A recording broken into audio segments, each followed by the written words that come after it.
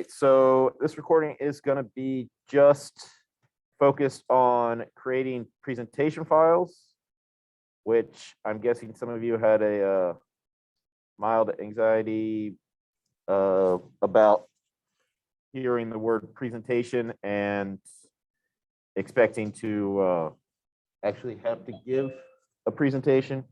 But no, this is a presentation file. It is one of the 4 main file types. And it takes an assembly and creates an exploded view. And there are 2 reasons why you'd want an exploded view. One is to do a recording. It'll look a little fancier than this, but to actually create a video file. And the other reason you'd want an exploded view, and probably the more common reason, would be to put it into a drawing file.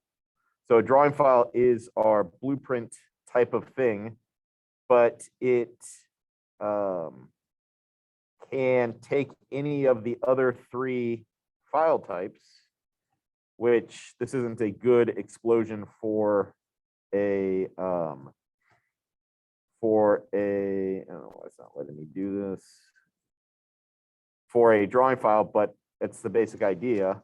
And let's go ahead and pretend like I did it right the first time.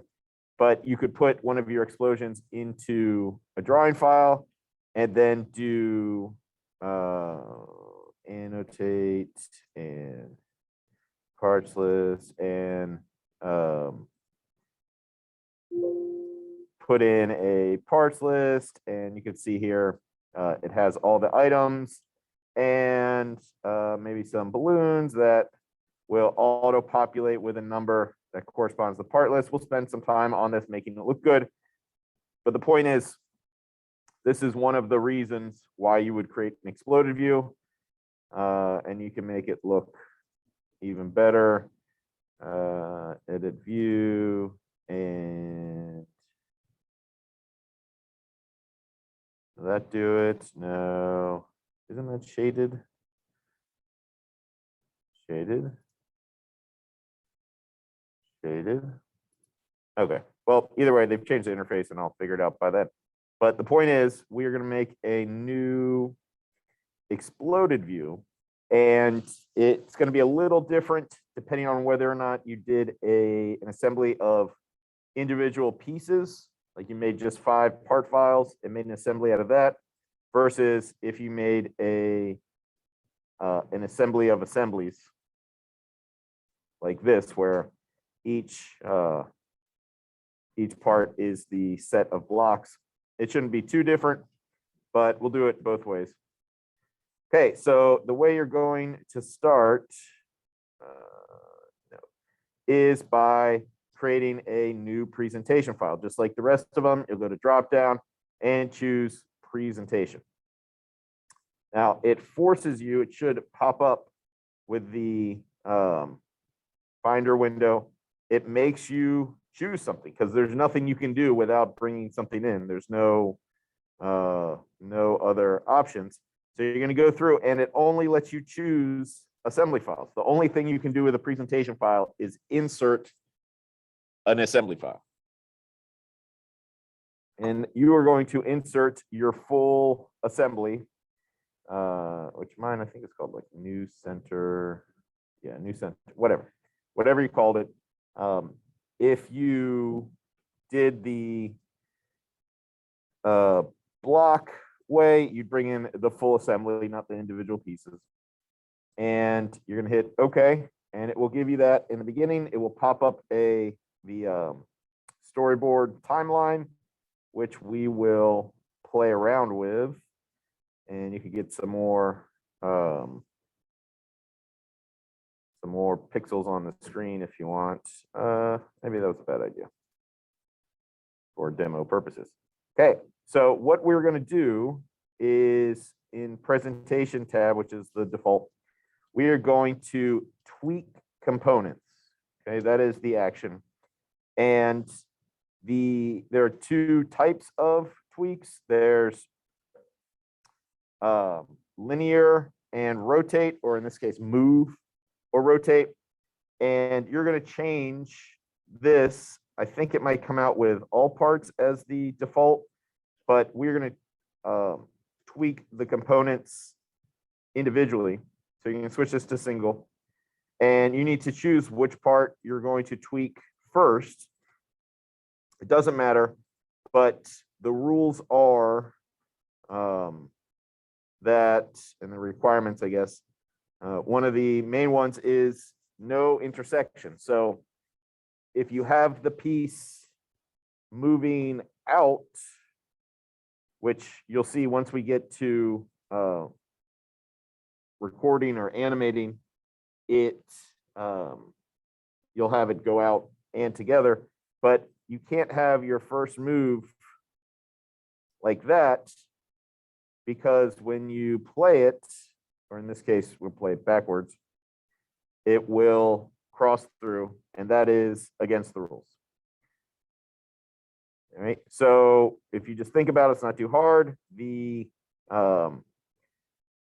first move, okay, choose this. First move needs to be out a certain amount. Doesn't need to be a ridiculous amount, but that's fine. If you have a piece that, like this one, I could tweak straight out, and even if I did it first, which if you look at the storyboard, you can play around with the order of things. So the way it is right now, this is that first tweak from the gray piece, and this is the first one from the green, where you can see the playhead here goes like that. Even if I switched the order like that and had the green one go in before the gray one, it wouldn't intersect. But there are some pieces that literally cannot be pulled out in any direction without intersecting unless you move one of them out first. So think about that. That's one of the requirements. Okay. Other requirement is that each piece needs to have at least 3 tweaks. Okay, 2 of them in a straight line and 1 rotating. That's the minimum. So I'll just go ahead and show you that. So the green piece has 1 on it. Let's do another one. We'll choose it. And the direction here, let's have it go that way. And hit OK. And then a rotation tweak. Still choose this part again. Switch to rotate. And you can rotate on its center point, which means it will do, and you choose the axis you want to move on, and it will sort of add them together or combine them. And if you have that sort of rotation, and we can look at it here, it's super crowded. I wish I had more pixels. But here, as it comes together, it's going to do one and then the other. You could have it do both at the same time. So right now, the way it is now, it does the rotation on its y-axis and then rotation on its, I don't know, z-axis, and then does its move up. But you could play around with it a little differently, and I just clicked on it in the timeline and deleted it. You can do, okay, single component. When you do its other linear tweak, its other move, okay?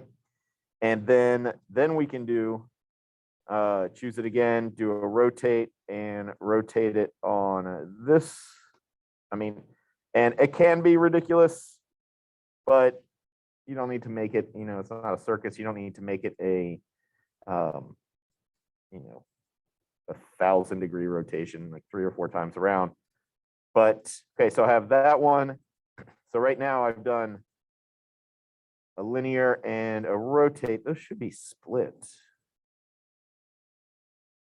Oh, yeah. Okay, so it does split if you double click on it. And if we do another one on here, do another rotate around a different axis, like that, hit OK. Okay, because I tried to make it rotate when it was already when it was partially rotated. So let's go ahead and do another rotate off of this one. See if it lets me do that. Okay. So the way I have it now, it goes like that, and then like that, and then up. But you should be able to overlap. Huh, that's strange. You used to be able to overlap. Okay. Not critical. It's doing that and that. I guess you could overlap a rotate and a move. Yeah, why not do that? And if we do this and play it back, it does a rotate and spins as it moves up, which I don't know, looks pretty cool. But that's not a requirement. Looking cool is not a requirement. The requirements are 2 linear tweaks and 1 rotation tweak per piece. And so let's just go ahead and do this. Why can't I edit? I should be able to edit this. Yeah, there we go. Instead of 365, I think 360 probably makes more sense and looks less ridiculous. So we can just fly through this. I already have 1 tweak on the gray part, and you can, if you mouse over the piece a little bit, you'll get the trail or the center point, and that's just an easy way to edit it. You can also edit it in the timeline. That is the gray piece, which you may end up needing way more views. It's kind of ironic when the workspace, the item that we're working on is, such a small percent of the screen. But either way, this is that first tweak, and you can edit it like that and change the amount, but don't need to. I just need 1 more linear tweak of this, and it's already single piece and move. And how about, I would like it, well, I know the pink piece is probably going to go down and over. Green, orange piece is probably going to go out and up. Let's have it go this way maybe, and hit OK, and then choose the piece again, rotate, and let's rotate it this way, halfway around, just so it looks fun. There should be choose a new center point. Let's see what happens if because the way it's set up now, and I know there's another way to do it, is to do a rotate around like a different axis, in which case I'm still rotating this gray piece, but by clicking on locate, if you saw that there, I can do so choose the piece, choose locate, and you can see what I'm selecting now is another point, which will rotate around, and it should still rotate the gray piece just from a larger way out.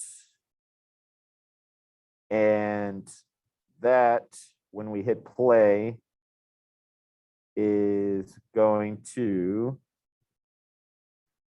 rotate it around that axis, as opposed to what we did with the green piece. It's rotated around its sort of internal axis, and that's fine also. Okay, so let me just go ahead and I think it's probably best to add new tweaks when the playhead is all the way past, because that's sort of the direction that you add things. And getting used to this timeline setup. This is a very common interface for a lot of different applications. Any sort of video, anytime something's moving, there's going to be some sort of timeline aspect to it. Video editing, video games, animation, anything. Okay, so I have 2 linear tweaks for the green, 2 for the gray. They each have a rotation. Let's just fly through this. Okay, single part. I need to choose the part, and it's set to move. So let's just have it go straight down. And I think I can do both move tweaks at the same time, but let's do one and then tweak component this way. Should be able to group though. Why can't I group with this? There used to be a way to have like two tweaks on the same piece happen at the same time, but like two linears. No, not auto fade. Let's see here if we can do this piece, single, no trail, all components, all parts, full trail, trail segment, pin, mini toolbar position, auto fade. I don't like this. The interface, you guys are lucky, is a lot easier. There's a lot more digging through the different axes and that sort of thing. But it is sort of, anytime an application makes things easier to use, it's usually because they are removing complexities. Yeah, there's that. Let's go ahead and have this one go this way. And I would like to do a rotation. Let's have this one rotate sort of inside of itself. So we're gonna tweak this component again, switch it to rotate. And let's have it rotate just once around or 3/4 the way around, hit OK. And then we just need to move the orange one. So tweak, oh wait, did we? No, yeah, just the orange one. Let's have this one go out this way and also this way and have it rotate. I would like to have it rotate around a larger area like this. And remember, you want to be able to, you need to choose an angle of view. Generally, the house is a good one or something like that, but you're going to choose a corner view, which is also known as an isometric view. And when it starts, they probably should be spread out a little bit. So you wouldn't want it to start, which I have already done this. You wouldn't want it to start, already lost it. Like that is not a good starting position, even though it technically meets all of the requirements. Start with them spread out. In fact, let's go and make that a requirement.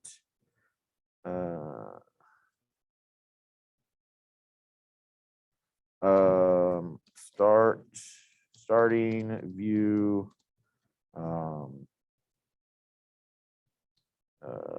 Starting view, all pieces visible, all pieces showing. I'll think of a better language in a second. But yeah, like I said, let's choose a good starting view, something like that. It's weird that that one is moving based on that. But either way, we have the timeline here. Let's zoom out so we can see more of the timeline. And you don't want anything, it shouldn't last more than 30 seconds. And we will take a look at, actually, this is why it does that. Let's go all the way to the end and play this way. And if you have all the pieces only move by themselves, it's gonna take a long time and be kind of boring. So there's a couple recommendations that I have, and that is have the last move of each of the pieces happen at the same time, as long as there's not an intersection. So let's take a look at the timeline some more. So if we look at the drop down, so this is the last move of the green piece. It's the furthest up, meaning it's like the first one we did. It's that right there. This is the last move of the gray piece. Let's have that line up. And the last move of the pink piece, I don't think I did a rotation on the pink piece. And the last, this is a combination. Let's have the movement there. Okay, so this is the second and the rotation for the blue. And for the orange one, we have, okay.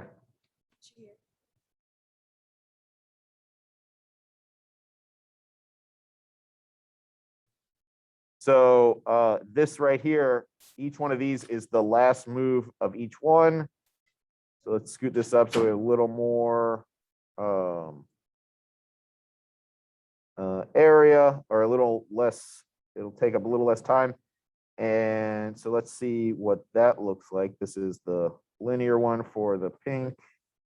And I don't think I have a, like I said, I don't think I have a rotation for the pink, but let's just see what this looks like. We'll take it all the way to the end and play it backwards, which is the way you're going to record it. The recording will be back to front so that it is showing pieces come together. There, I had some overlap, and I think these will all come together at the end. Yeah, it looks good. There is some overlap there. You can see that last move, the green piece or the blue piece overlaps, which means maybe the other linear move of the blue piece should be from the top, or you could do like for in my particular situation, move everything except the green piece a little forward so that it the green piece ends up coming together at the end. So like the green piece is sort of like a cap, but it probably would have been easier to just change the blue piece so that its final move was coming down. I already lost it. Why? It's probably no way did I just lose it? How is that possible?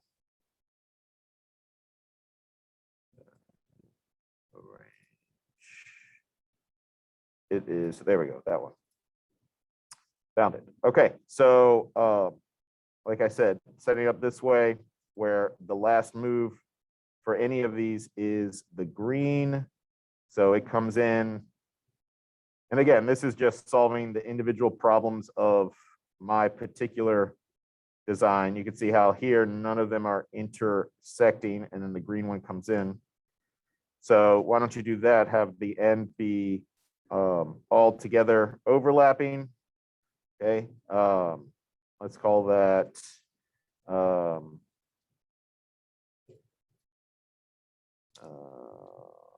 last move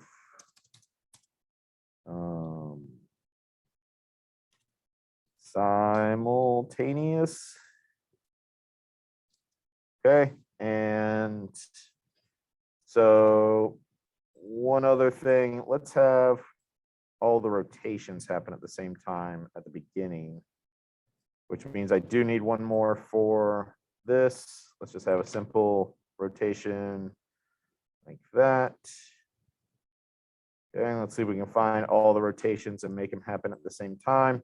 So this shape right here is a composite action. If you click on the drop down, you'll see that it separates the rotations from the linear. So let's have all the rotations happen at the same time. 1, 2, 3, 4. Which one am I missing? Orange. Okay, and then just to make sure everything doesn't stand still for too long, let's have, that's the first pink move. And as you play around with this, you'll become more familiar with your particular situation. Okay, so here I have all the rotations happening at the same time. So when I hit play backwards, they all spin. and then a couple of them move in, and they all come together, and then the last one. Okay, I think there is play. There should be play and play back. Reverse current storyboard. Okay, so that's good for the full project. Let's see what if I can figure out how to record. No, that's not what I want. Give me a second here. Should be tools. They have changed everything. Even this last year, they've changed everything. Presentation, new snapshot view, tweak camera, create drawing video. Let's try that. Publish to video. Current storyboard from. Let's reverse it. And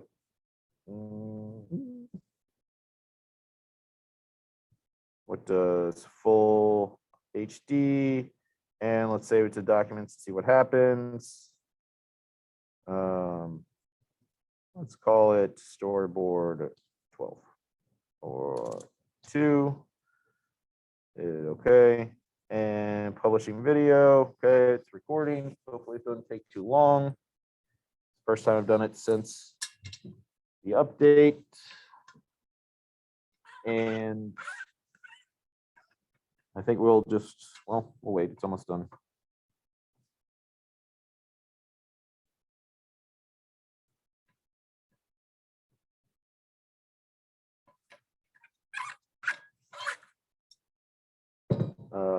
Oh, I didn't change the view to the view that the angle of view that I wanted, so I might need to redo it. But let's see if it came out. Surprised it doesn't autoplay. Seems like a thing it would do. Documents, state modified, storyboard. Oh yeah, that's not too bad. That's a pretty good video quality. And as long as it's, my current one starts out with them all visible. Yeah, it doesn't start with them all visible, so I would redo it. Let's pick a good angle of view, something like that. You may need to zoom out more. Documents, current, let's go high def. I'm surprised how good it works. And reverse, and choose, make sure you keep track of where it is. I do want to place it. And I get the feeling that it's going to stick out past the edge of the screen based on what it did a second ago. Why does it switched the angle of view? That was not the way I had it. All right, well, I wonder why.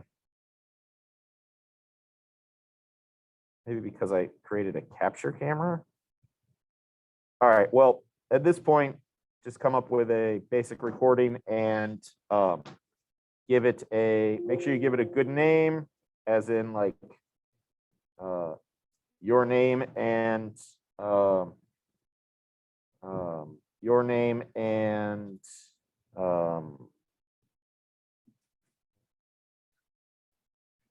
your name and puzzle cube explosion. Yeah, I don't know why it switched to this sort of clearly too far zoomed in, but regardless, this looks fine. There's going to be an assignment on Canvas that you can upload your video to. And I'll see if I can find a better way to choose an angle of view. Current resolution. It's probably something like current view or something like that, because that's not the way that I have it. Yeah. All right, so that's where we'll end it, and yeah, let me know if you have any questions.